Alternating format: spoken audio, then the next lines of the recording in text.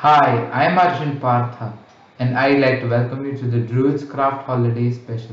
Today, I'm going to show you how to make your very own origami diya. To make your own origami Diwali diya, you're going to need two sheets of 75 GSM paper in any color you like, some glue, and a scissor. It's just as simple as that. Now, the first thing you're going to have to do is take your paper and make it into a square like mine. After making it into the square, you're going to have to begin the folding process. To do this, you're going to make this part, that's this part. So basically it is folding the paper in half like this. So when you reach half, definitely you can keep a few fingers for support and just press down the middle with one finger. Then you can use other fingers to just crease down the fold nice and flat. You can use your nail for this or any other thing you might use to fold this. Like that, you should have gotten a rectangle by folding your square in half. Then you're gonna have to make this edge touch this edge. So just take it and fold it down like that. Just slowly fold it down. Then press it. Use one finger to pinch the crease or make an indentation. Then you can use another finger to press it flat. Unfold this and then you're going to make this part touch this part. Same as last time, except the orientation has changed. So you get something like this. Unfold, and I'm going to turn over my paper, but you don't have to do it. Now this is a very important step. It's very crucial to the entire model, so listen carefully. This end here that is not made up of two folds like this is going to have to touch the intersection here. So take it and just press it, then hold it down with the finger and use your fingers to crease it out like this. Yeah, then you're going to make this end touch this end, just like that.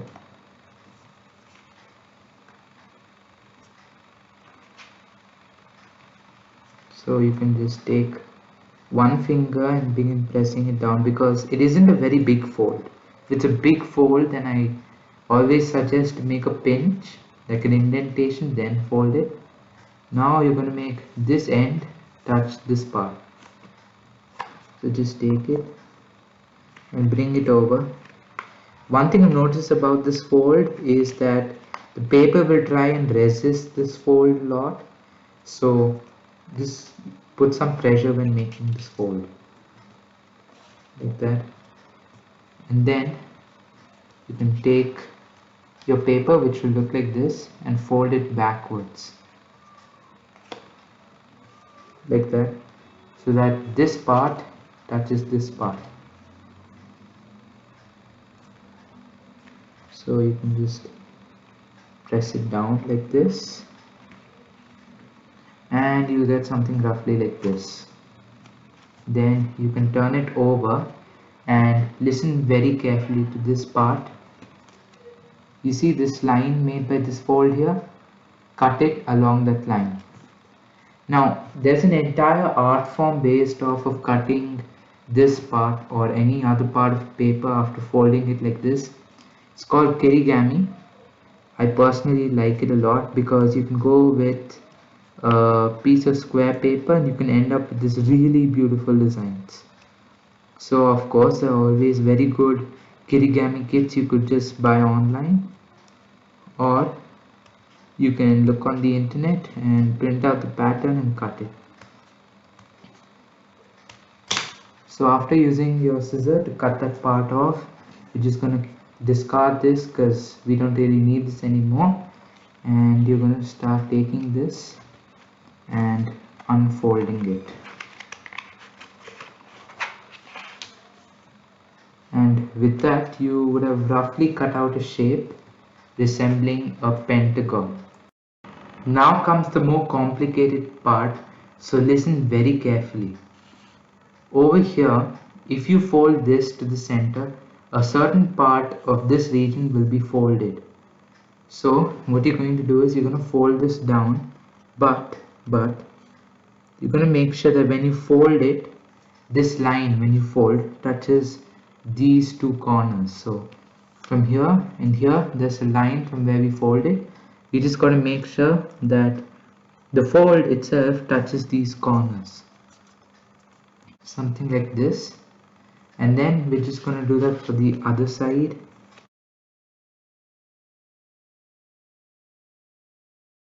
After folding all these parts down, it's time for the next step. So what we're going to have to do for this next step is imagine there's a line connecting this point to this point.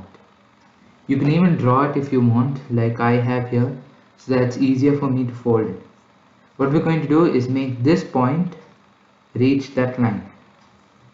So just fold it down, press it like this, and use your fingers to crease it down. So after you fold it down like that, you're going to have to just turn it over like this and let it rest for a while. After turning your paper over, you're going to take one point and just fold it down like this. That basically what it means is that these two folds, the edges, have to touch the corner like this, unfold and repeat for all sides.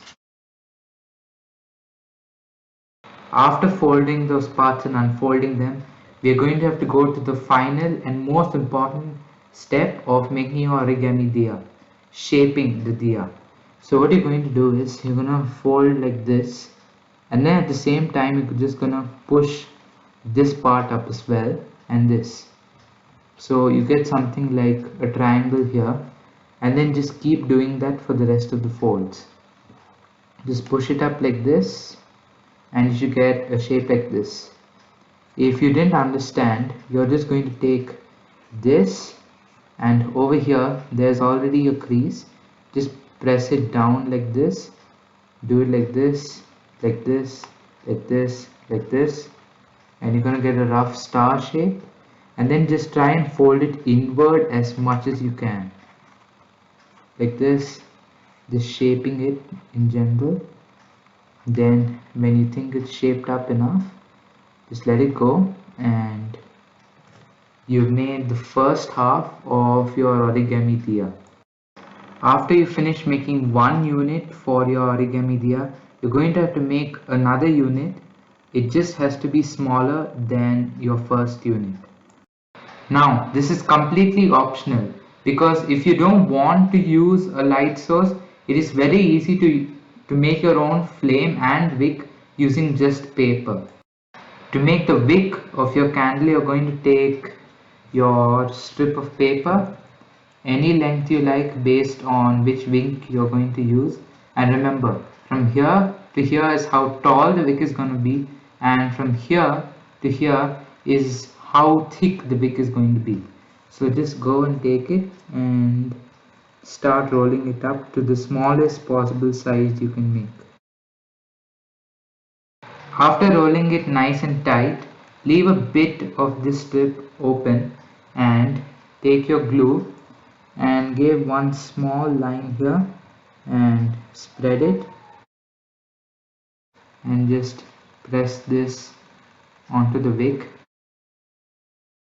And while our wick is drying, we're going to create the flame for our diya. To do this, we're going to take two papers of any GSM, and we're going to draw two shapes like this resembling a flame.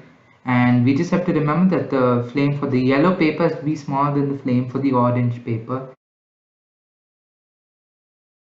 After we cut out the two parts of the flame, we are going to have to glue them together. So to do that, we're going to take our glue, spread some on the yellow paper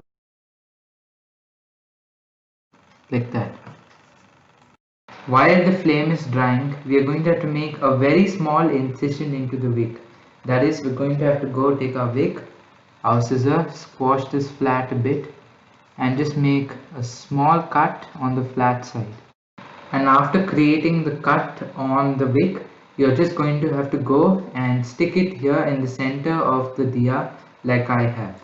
Now we're going to take our flame here and just insert it into the wick where the incision is, and you're done. And that is what your final model should look like. It looks great, doesn't it? I thought so too. Now if you want to use an actual light source instead of the paper flame and wick, please do not use any flame based light source, as you may risk burning the paper. And now we are coming to an end of this video where I'd like to wish you a very happy Diwali.